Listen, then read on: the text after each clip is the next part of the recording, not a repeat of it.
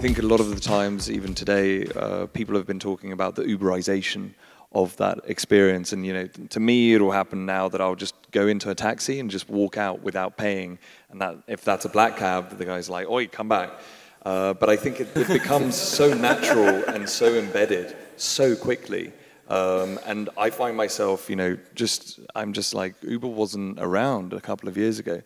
And I think that's really, really interesting to see how payments in that kind of way, even though you don't think of it almost as payments, but it's changing that the context of the customer journey as well. And I think, you know, I think you guys especially, I'll start the other way, but at iZettle think about it really, really interestingly, I think from, you know, the point of, you know, where do you take payment and how do you take payment as well?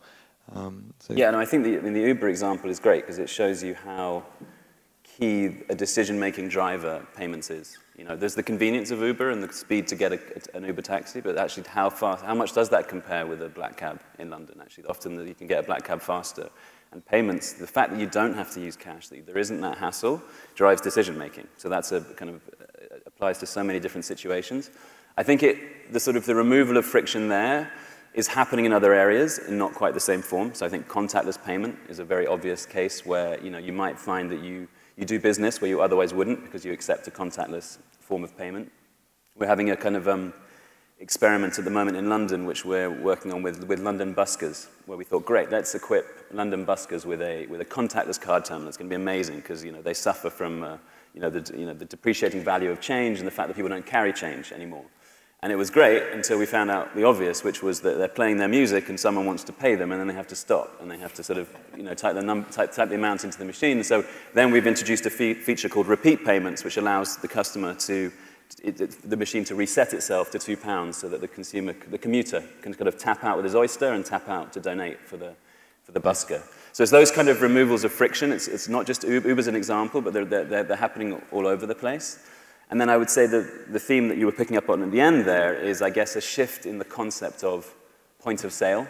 So point of sale, you know, historically has been based on, you know, the sort of administrative need to manage a point of sale, but also determined by the friction that comes with having to have a big, fat computer on your desk to manage a transaction.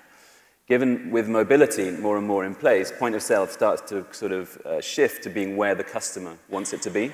So in the case of booking, obviously, you have lots of mobility in and around booking.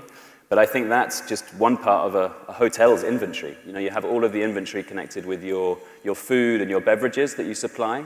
And you have the inventory connected with other services like massage and so on that might take place in your establishments. There, I think, the digitalization of that inventory, the fact that it sits in the cloud, can enable lots of different interactions that don't take place at your cashier desk in the front of your hotel. So the obvious ones would be, you know, using a mobile device to connect with your cloud point of sale in your restaurant to order something to my room, or using my mobile device to order a service like a massage and have payment as part of that experience. And there you see point of sale shifted from the checkout environment to where I want to pay as a consumer. And I think that's a trend. I guess I'd probably add to that, I think the consumer theme is the main one here, around kind of frictionless choice and so on. And I think from the kind of the merchant side of that equation, I think kind of customization is also a pretty key word there, i.e. it's not one size fits all depending on whether it's your definition of point of sale versus the industry you're in, or, you know, the nature of the good or service you're selling. And I think the other thing that kind of payments tech generally is doing an increasingly good job of is kind of putting that modularity and ability to kind of customize what that consumer checkout and flow experience might look like in a way that's kind of fit for purpose, you know, for the particular example. And I think online payments has probably led the charge on that in kind of most recent years. But again, we're starting to see that kind of translate, you know, into the kind of the offline point of sale or card present world as well by equipping,